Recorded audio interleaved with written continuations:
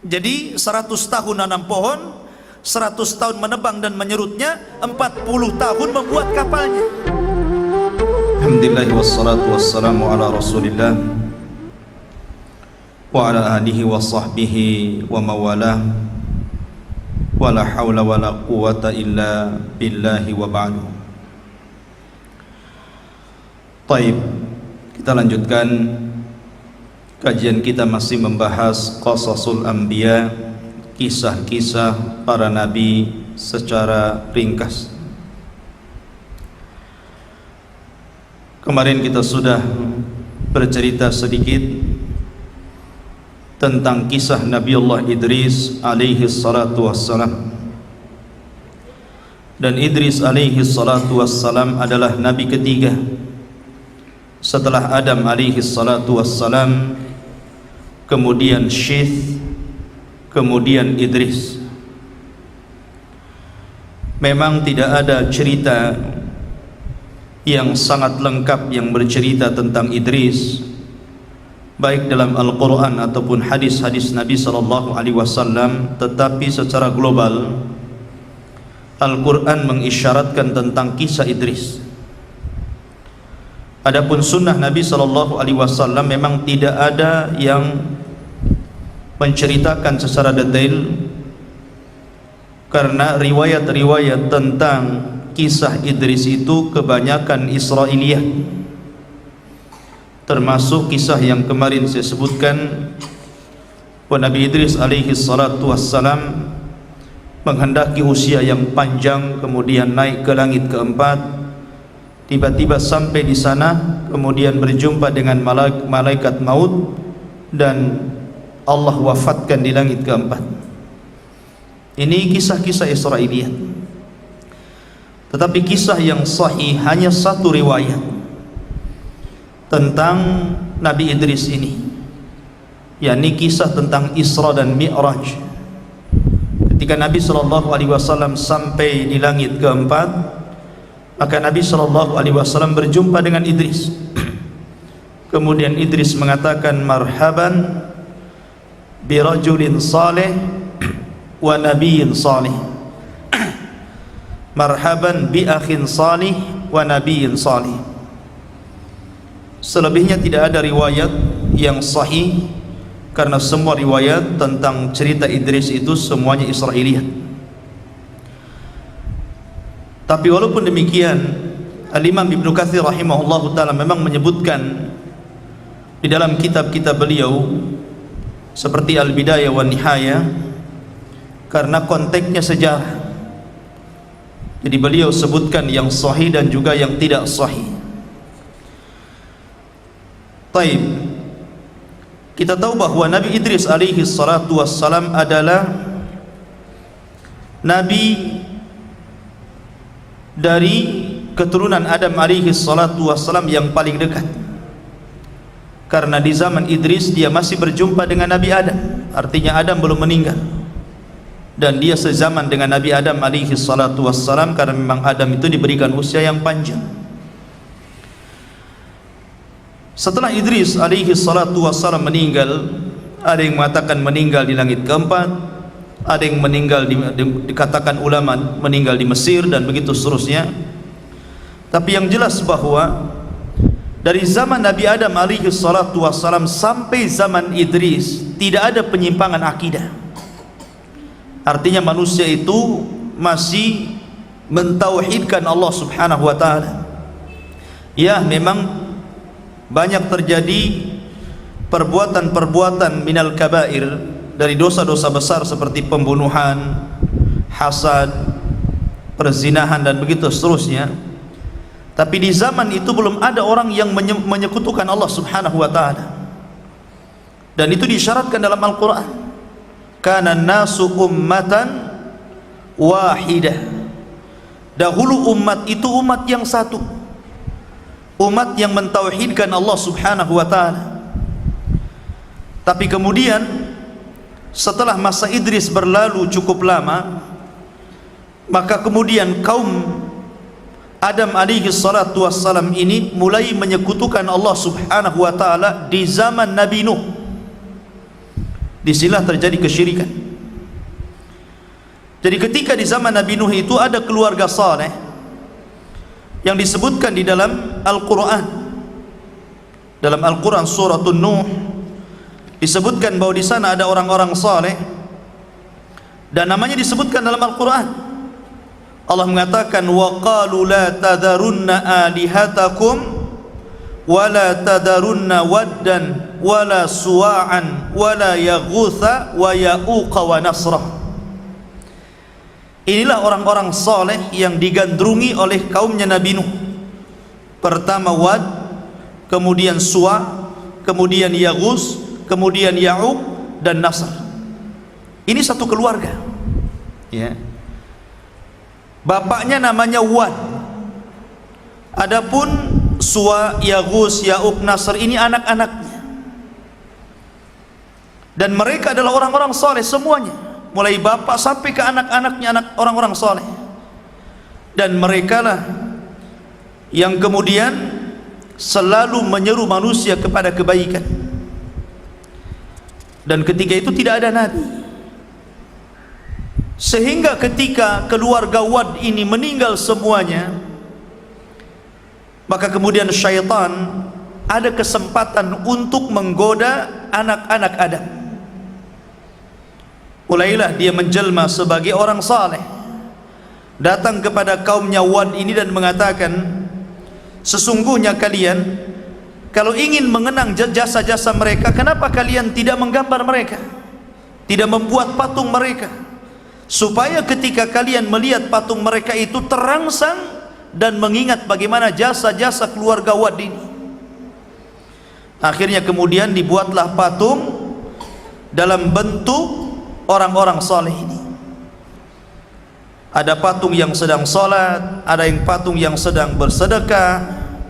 Pokoknya dibuat macam-macam patung yang sedang beribadah, supaya kalau lihat patung sedang salat, ingat kepada perintah keluarga Wad untuk salat, mereka terangsang untuk salat. Ketika melihat patung yang sedang bersedekah, terangsang untuk bersedekah, dan begitu seterusnya. Sampai di sini memang tidak ada kesyirikan. Tapi kemudian ketika generasi pembuat patung ini meninggal dunia, ganti anak-anaknya, maka syaitan datang lagi tuh. Tuh lihat bagaimana syaitan ini menyesatkan anak Adam khutuwah, selangkah demi selangkah. Makanya Allah mengatakan, wala tattabi'u khutuwati syaitan. Janganlah kalian mengikuti langkah-langkah syaitan. Datang setan tuh, kemudian membisikkan ke anak-anaknya ini, kenapa kalian tidak memproduksi patung-patung itu? Kalian jauh-jauh dari rumah datang ke sini hanya melihat patung. Kamu produksi saja banyak-banyak patung itu, jadi nggak usah lagi ke sini. Ya. Kalau patungnya banyak, kalian bisa taruh di rumah-rumah kalian, nggak usah lagi ke sini.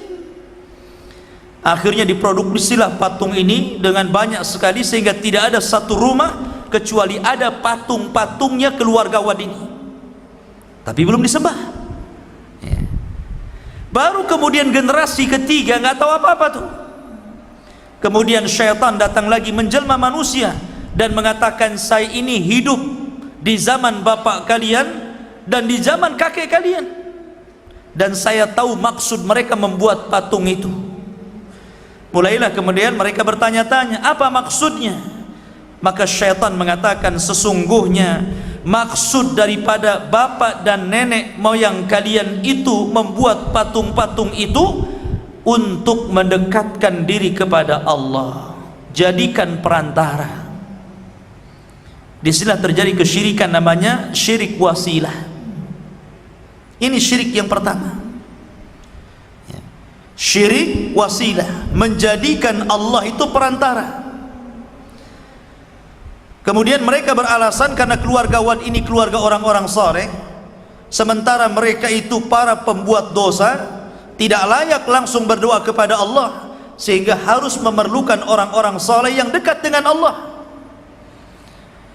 Mulailah mereka menyerupakan Allah dengan makhluk, namanya tasbihul khaliq bil makhluk, menyerupakan Allah dengan makhluk.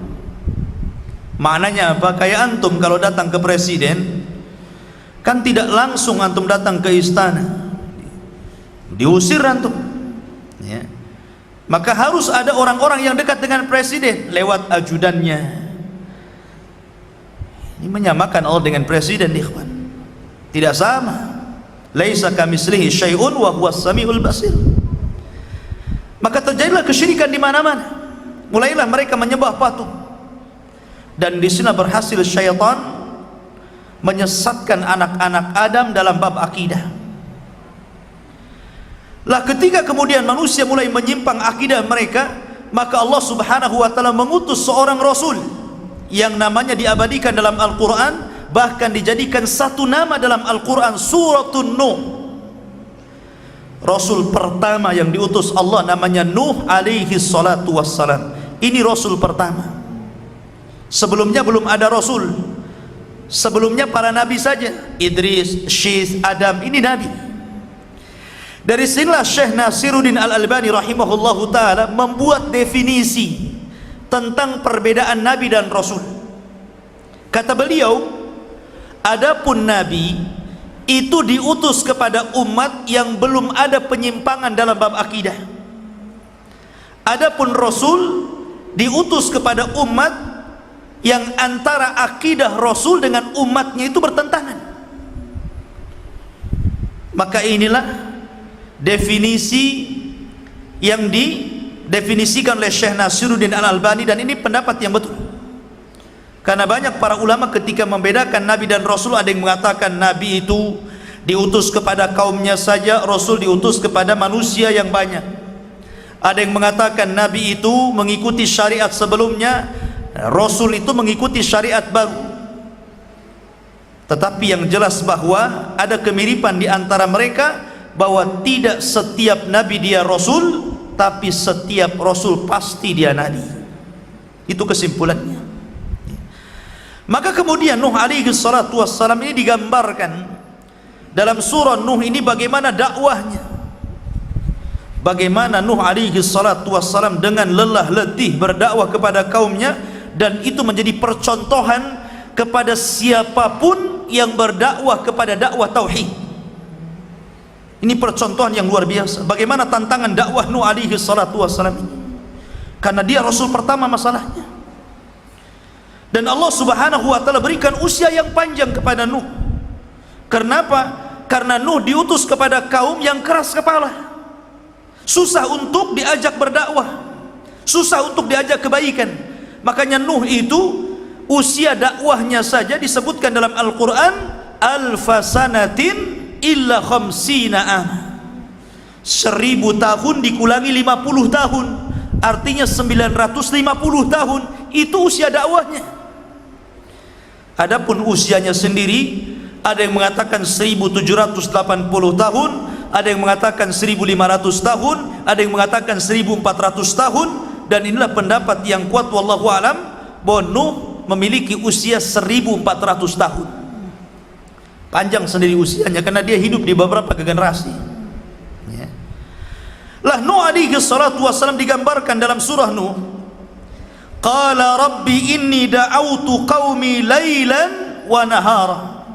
Ya Rabb, aku sudah mendakwai kaumku siang malam. Bayangkan ada orang berdakwah siang malam? Enggak ada, ya. Tidak ada orang yang berdakwah siang malam itu. Tapi Nuh alaihi salatu wassalam karena ingin memberikan hidayah kepada umatnya, supaya dia menjadi perantara orang lain mendapatkan hidayah Allah, siang malam dia berdakwah. Tapi apa yang terjadi? Falam yazidhum du'ai illa firara. Setiap aku seru mereka, lari mereka. Lebih parah lagi, wa inni kullama da'autuhum litaghfira lahum ja'alu asabi'ahum fi adhanihim wastaghshaw thiyabahum wa asarru wastakbaru istikbara. Dan semakin aku dakwai kepada mereka. Jadi Nuh ini kalau berdakwah, pokoknya lewat kaumnya, dia berdakwah, mengajak manusia ke jalan Allah. Apa yang mereka lakukan? Mereka tutup telinganya dengan telunjuknya begini. Kalau Nuh lagi ceramah begini. Lebih parah lagi, bajunya ditaruh di mukanya. Bajunya ditaruh di mukanya gini, nggak mau nengok Nuh. Coba kalau seandainya antum lagi saya ceramai kayak gitu, wassalam saya kan, pergi saya, ayo ceramah sama antum, ya kan? Orang ceramah begini coba. Bukan itu saja, ditutup tuh mukanya dengan bajunya. Wastaghshaw thiyabahum, dan mereka tetap takabur, sombong. Ya. Ma'asyiral muslimin yang dimuliakan Allah Subhanahu wa taala. Tetapi Nuh tidak putus asa di awal dakwahnya, terus dia berdakwah. Terus berdakwah. Sampai suatu ketika kaumnya mendengar bagaimana Nuh alaihi salatu wassalam mendakwahkan kepada kaumnya, ya qaumi ibudullaha ma lakum min ilahin ghairu. Wahai kaumku, sembahlah Allah karena tidak ada sesembahan selain Dia. Tapi kaumnya mengatakan, inni akhafu alaik, qala al mala'u min qaumihi inna lanaraka fi dhalalim mubin. Berkata para pembesarnya ini, wahai Nuh, saya tidak melihat kecuali engkau ini sesat. Dari sini ikhwah fidin menjadi sunnatud dakwah, menjadi tabiat dakwah. Siapapun antum ketika mendakwahkan dakwah tauhid, pasti jawabannya ini. Jawabannya apa? Seperti para pembesar kaum Nuh mengatakan, inna lanaraka fi dhalalim mubin. Kami ini tidak melihat engkau wahai Nuh kecuali engkau ini mendakwahkan dakwah sesat. Dan coba saja antum lakukan dakwah tauhid, antum katakan ini syirik, ini tidak ada contohnya dari Rasul, pasti akan timbul fitnah dan akan timbul ejekan, bahkan mungkin kekerasan. Pasti antum dianggap sesat, ya kan? Mungkin di zaman sekarang antum dianggap Wahabi, antum dianggap teroris, antum dianggap macam-macam cerita. Jadi sifat dakwah tauhid itu sama saja sejak zaman Nabi Nuh sampai hari ini. Memang berat mendakwahkan tauhid ini. Ya. Ma'asyiral muslimin yang dimuliakan Allah Subhanahu wa taala. Dari sini ikhwah fillah dimuliakan Allah Subhanahu wa taala, Nuh tidak pernah kecewa dengan dakwahnya, dia terus mendakwahkan dakwah tauhid. Tapi kaumnya mengatakan, ma hadza illa basyarun mithlukum yuridu an yatafaddala alaikum in huwa illa rajulun bihi junnah. Mereka mengatakan, hei Nuh, engkau kan manusia biasa, sama seperti kami. Engkau ini sengaja biar engkau mendakwai kami itu engkau lebih tinggi dari kami, lebih mulia dari kami. Kalau kami mengikuti anda, berarti anda lebih tinggi daripada kami. Kau ini memang ada agak gila ini, dikatakan gila gitu kan. Jadi wajar kalau seandainya pendakwah tauhid digila-gilakan, itu wajar. Ma'asyiral muslimin, Nuh alaihi salatu wassalam terus berdakwah walaupun ditentang kaumnya. Sampai suatu ketika Nuh alaihi salatu wassalam sudah capek berdakwah. Bahkan ketika kaumnya kemudian berusaha untuk merayu Nuh alaihi salatu wassalam dengan mengatakan, anu'minu laka wattaba'akal ardhalun, apakah kami harus beriman kepadamu wahai Nuh, sementara yang mengikuti engkau itu adalah orang-orang rendah. Orang-orang rendah, sama dengan di zaman Rasul kan. Di zaman Rasul, orang-orang Quraisy ini membujuk Rasul agar agama yang dibawa Rasul itu cukup diikuti orang-orang kaya saja, para pejabat saja. Orang sekelas Bilal, Khabbab bin Arad, keluarga Ammar bin Yasir jangan diikutkan.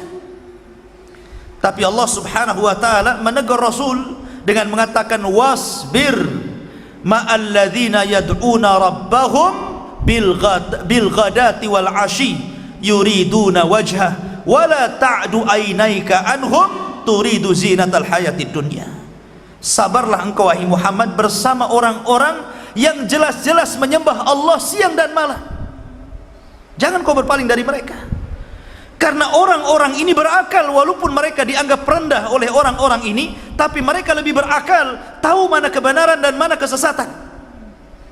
Tapi orang-orang yang menganggap dirinya orang-orang yang mulia, mereka tidak berakal karena tidak paham mana sesat, mana kebenaran. Ma'asyiral muslimin yang dimuliakan Allah Subhanahu wa taala, Nuh alaihi salatu wasalam terus seperti itu sampai akhirnya Nuh tidak sabar, sehingga Nuh alaihi salatu wasalam berdoa kepada Allah Subhanahu wa taala, Rabbi inni maghlubun fantasir. Rabb, kaumku sudah mulai melampaui batas, aku sudah hampir dikalahkan, tolonglah aku. Dari sini kemudian Nuh alaihi salatu wasalam diberikan waktu oleh Allah Subhanahu wa taala.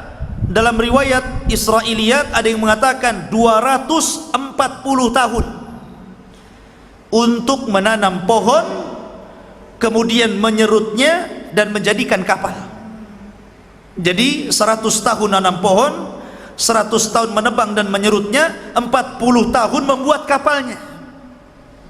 Jadi dari biji itu buat kapal itu ya, disiramin sampai 100 tahun udah pohonnya udah gede, ditebang, diserutin sampai 100 tahun baru dirancang sebuah kapal 3 tingkat ya, 3 tingkat. Karena tingkat yang paling bawah khusus binatang-binatang yang ganas, binatang-binatang harimau gitu kan. Tentu harimau zaman dulu kan besar ya, karena orangnya juga tinggi-tinggi. Kalau harimaunya sekecil ini dianggap kucing ya kan. Orangnya gede-gede, harimaunya segede gini. Yang sekarang kita lihat ya nggak takut sama harimau, mungkin dimain-mainin kayak kucing ya. Harimaunya juga gede lah ya. Artinya bahwa di bawah itu digunakan binatang-binatang buas, baru lantai kedua digunakan untuk manusia, dan lantai ketiga digunakan untuk burung-burung. Dirancang seperti itu ya. Maka Nuh mulai mengikuti perintah Allah. Ketika Nuh alaihi salatu wassalam mulai membuat kapal, Nuh membuat kapal di tengah padang pasir, nggak ada lautan, nggak ada sungai. Maka orang-orang mengatakan, Nuh ini gila, buat perahu di tengah padang pasir.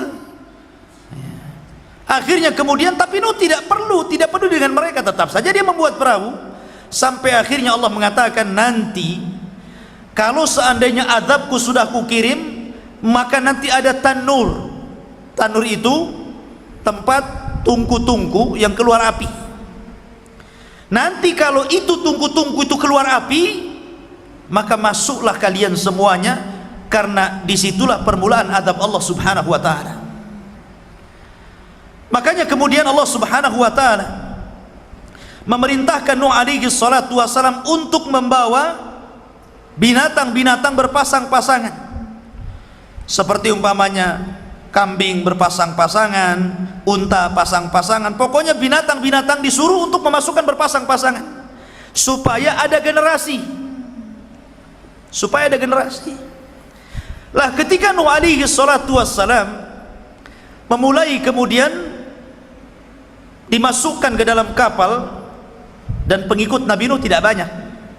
Ada yang mengatakan 20 orang, ada yang mengatakan 40 orang, dan yang paling banyak pendapat 80 orang. Ada yang mengatakan 20 tahun sekali baru dapat pengikut. Luar biasa kan dakwahnya. 20 tahun sekali baru dapat 1 pengikut ya.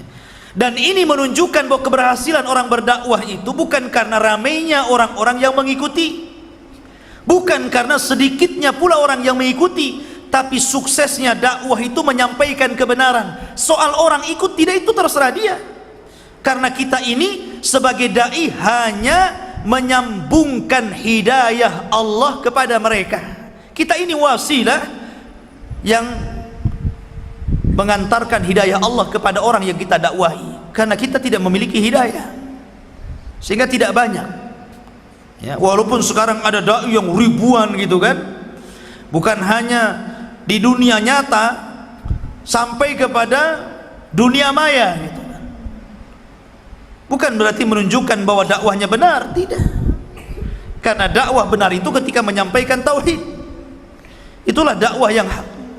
Makanya ketika Rasul dikisahkan dalam sebuah riwayat, beliau pernah dimimpikan berada di padang mahsyar. kemudian melihat ke arah kiri ada kaum yang sangat banyak. Kemudian Rasul mengatakan, fadhanantu annahum ummati, aku sangka itu umatku. Kata malaikat, bukan, itu umatnya Musa. Kemudian Rasul mengarah lagi ke arah kanan, dilihatnya ada umat yang lebih banyak daripada Musa. Maka malaikat mengatakan, nah itu baru umatmu. Kemudian malaikat mengatakan, dari umatmu ada 70.000 yang masuk surga tanpa hisab dan azab. Kemudian dalam riwayat itu disebutkan, aku melihat Nabi yang hanya pengikutnya 2, bahkan sama sekali ada Nabi yang tidak punya pengikut. Apa kita katakan gagal dakwahnya? Tidak. Mereka sudah menyampaikan kebenaran, tapi hidayah milik Allah. Ya.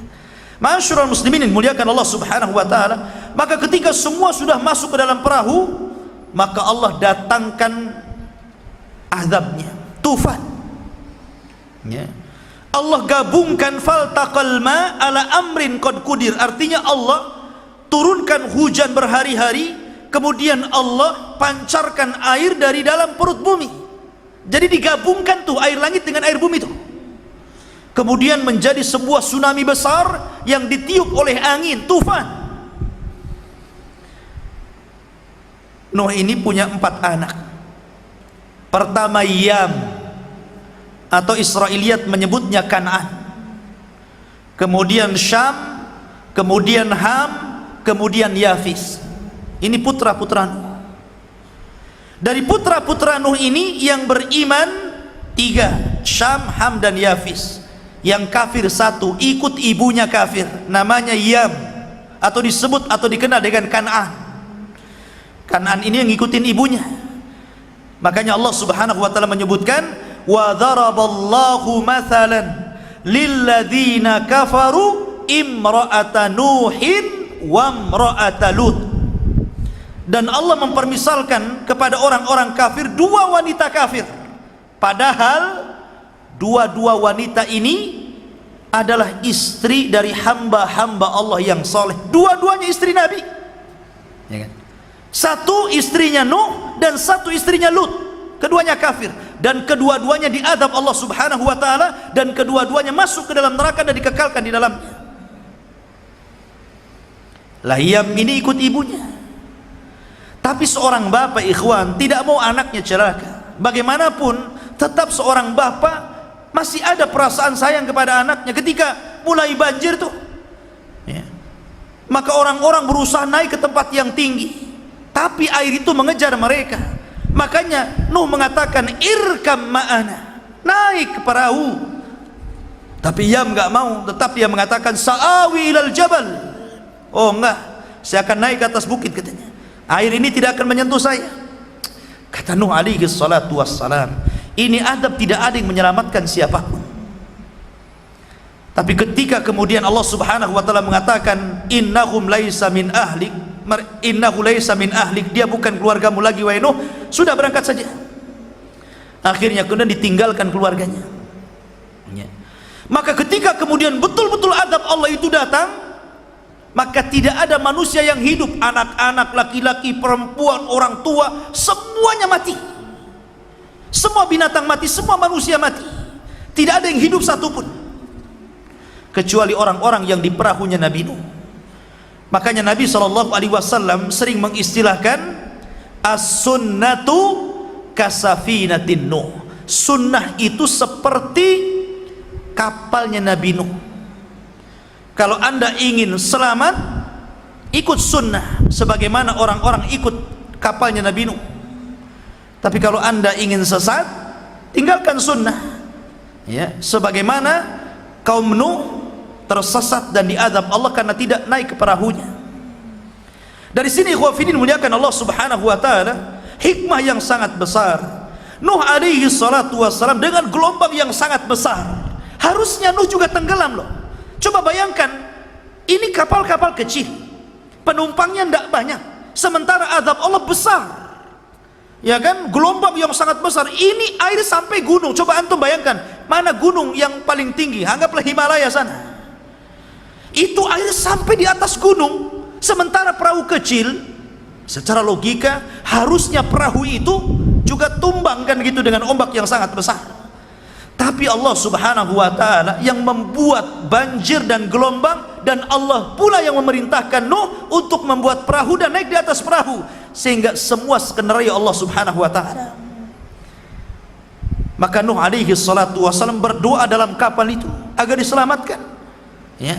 Maka Allah mengatakan fa'anjainahu wa ahlahu minal karbil azim, kami selamatkan Nuh dan keluarganya dari azab yang sangat luar biasa ini, yang sangat besar.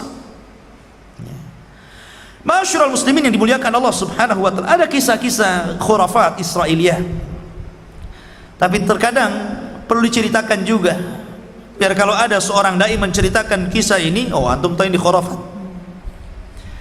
Jadi selama kapalnya Nabi Nuh ini berada di atas gelombang, rupanya dalam kapal itu ada tikus.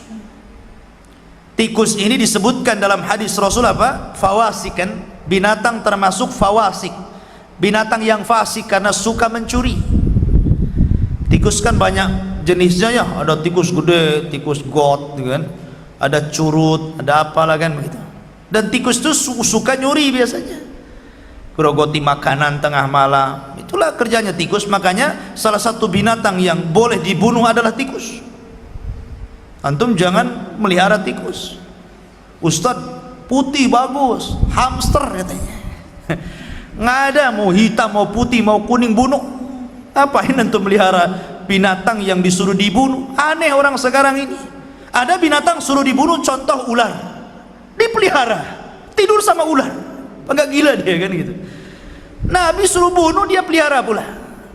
Jadi tikus ini suka nyuri. Jadi makanan yang di dalam kapal itu, ya kan, itu dihabisi sama tikus saja. Sementara Nuh tidak tahu sampai kapan kapal itu akan bersandar, artinya sampai kapan banjir itu akan surut.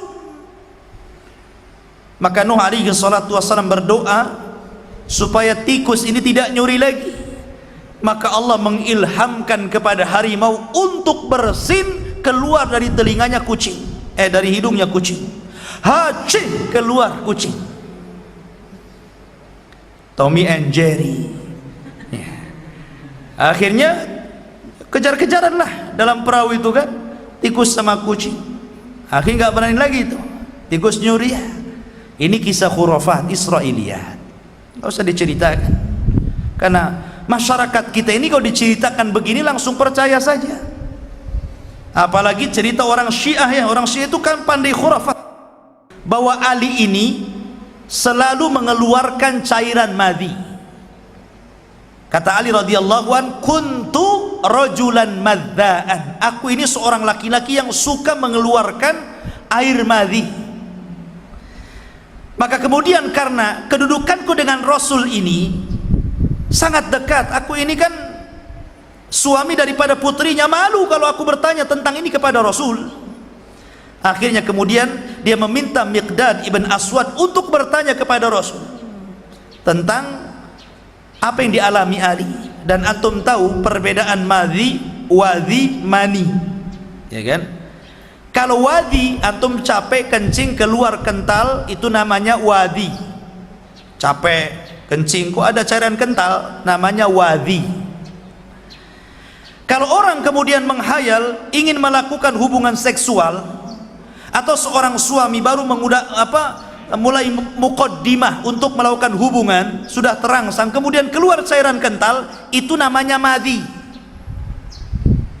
Kalau mani antum paling paham, nggak usah diceritain, ya. Jadi madhi ini seolah-olah apa? Cairan yang keluar karena menghayal untuk melakukan hubungan, itu namanya madhi. Hadis ini sahih, ya. Cuman dibuat khurafat sama orang Syiah. Dikatakan apa? Lihat bagaimana Ali itu luar biasa memiliki apa? Nafsu terhadap wanita. Nafsu seksualnya itu tinggi sekali. Sampai-sampai Fatimah kewalahan katanya. Rupanya Fatimah ini melapor kepada Rasul. Ini cerita khurafatnya nih. Ya Rasulullah, aku sudah tidak tahan melayani suamiku. Kata Nabi SAW, ya karena Ali itu aku berikan satu tongkat. Makanya kemudian kalau ada jamu ya dan itu untuk kuat, biasanya mereknya apa? Tongkat Ali kan? Itu khurafatnya Syiah tuh ya. Akhirnya kemudian Fatimah mengatakan, lah kalau Ali dikasih tongkat, kasih juga lah saya, katanya. Maka oleh Rasul dikasihlah rumput. Antum tahu rumput? Ya. Dikasih rumput nih katanya. Jadilah rumput Fatimah, kacek Fatimah katanya. Ini khayalan orang Syiah coba. Alasannya apa? Karena Ali ini keluar Nabi. Hadis ini sahih. Kenapa udah dibawa khurafat ceritanya? Gitu kan? Lah jadi banyak kisah-kisah khurafat nggak perlu didengarkan. Kita ini mengacu kepada riwayat-riwayat yang sahih saja. Jadi intinya bahwa Nuh alaihi salatu wassalam kemudian disurutkan dan bersandar di mana Nuh bersandar? Di Irak. Di satu bukit namanya Judi. Di sini Allah selamatkan Nuh alaihi salatu wassalam, dan dari keturunan Nuh ini baru lahirlah umat manusia. Dari keturunan Syam, Ham dan Yafis, maka lahirlah keturunan manusia. Makanya Nuh disebut Abul Bashari Tsani, bapak manusia kedua. Kalau Adam bapak manusia pertama, kalau Nuh bapak manusia kedua. Kenapa? Karena tidak ada manusia kecuali dari keturunan 3 putra Nuh setelah dihancurkan oleh tufan. Syam, Ham dan Yafis. Adapun Syam memang keturunannya Allah utamakan. Dari keturunan Syam ini lahirlah para nabi dan rasul, dan mereka bangsa Arab ya. Adapun dari Ham ya, Ham ini mereka lari ke daerah-daerah apa namanya yang berkulit hitam ya, yang berkulit hitam, daerah-daerah Oman, kemudian Somalia, daerah sana lah ya, orang-orang yang hitam-hitam itu keturunan Syam ya. Afwan, keturunan Ham. Syam ini keturunannya para nabi, orang-orang Arab ya. Kemudian Ham ini keturunannya orang-orang yang berkulit hitam. Lah Yafis ini itu keturunannya kita-kita ini, Yafis ini. Jadi bentuknya seperti kita ini. Cuman ada dari keturunan Yafis itu yang semuanya menjadi penduduk neraka. Semuanya jadi penduduk neraka dari keturunan Yafis itu. Jadi kan keturunan Yafis ini banyak ya. Tapi ada 2 keturunan Yafis itu semua keturunannya masuk neraka, dan jumlah mereka jauh lebih banyak dibandingkan jumlah kita. Siapa? Ya'juj dan Ma'juj, keturunan Yafis. Karena jumlah Ya'juj dan Ma'juj itu 999 dari mereka, 1 dari kita. Jadi 1 banding 999. Kan banyak kan ya. Makanya mereka itu kalau muncul, kata Rasul, tidak bisa diperangi, tidak bisa dibunuh. Gimana bisa diperangi? Jumlah mereka banyak. Antum aja dikeroyok 10 orang mati. Gimana antum dikeroyok 999? Gimana antum lawannya ya kan? Makanya ketika Ya'juj dan Ma'juj kemudian diadab oleh Allah dengan dikirimnya dud ini belatung ya, kemudian masuk di ubun-ubunnya, 1 mati kayak kita matikan gardu listrik, semua padam. Jadi 1 mati semua, gitu kan? Bagaimana Allah mengadab Ya'juj dan Ma'juj ini? Maka setiap 1 jengkal di bumi semua ada bangkainya. Sampai-sampai Nabi Isa alaihi salatu wassalam berdoa, macam mana cara membersihkan bangkainya ini? Banyak kali ya. Makanya kemudian berdoa, Allah mengirim burung yang sebesar unta dan mengangkut jasad-jasadnya, dilempar ke lautan. Kemudian itu pun belum bersih, masih ada sisa-sisa bangkainya. Kemudian Allah subhanahu wa ta'ala turunkan hujan, akhirnya membersihkan dan kembali tanah itu subur. Inilah diantara secara ringkas kisah Nabi Nuh alaihi salatu wassalam. Subhanakallah bihamdika asyhadu an la ilaha illa anta astaghfiruka wa atubu ilaik. Allah ta'ala alam. Assalamualaikum warahmatullahi wabarakatuh.